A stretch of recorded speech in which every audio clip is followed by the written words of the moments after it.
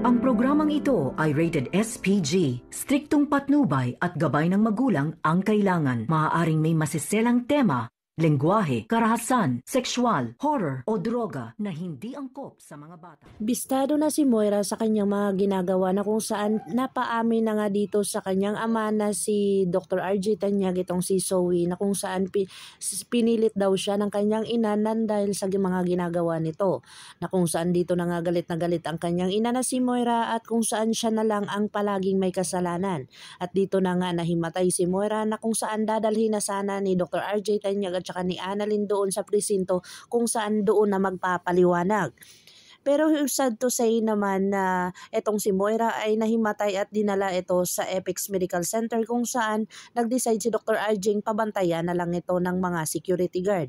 Pero ito ay hindi pumayag si Zoe na kung saan si Nurse Evan at saka yung mga kasamahan nila ang magbabantay.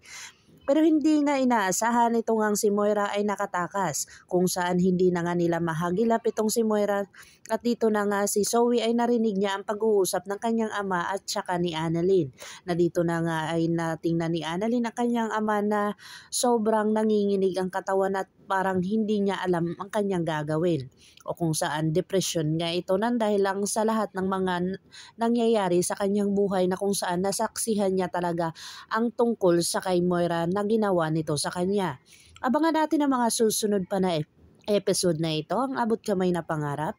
Kung bago lang po kayo sa akin channel, please like, share, and subscribe para ma-update po kayo sa mga susunod pa. Yun lamang po at maraming salamat.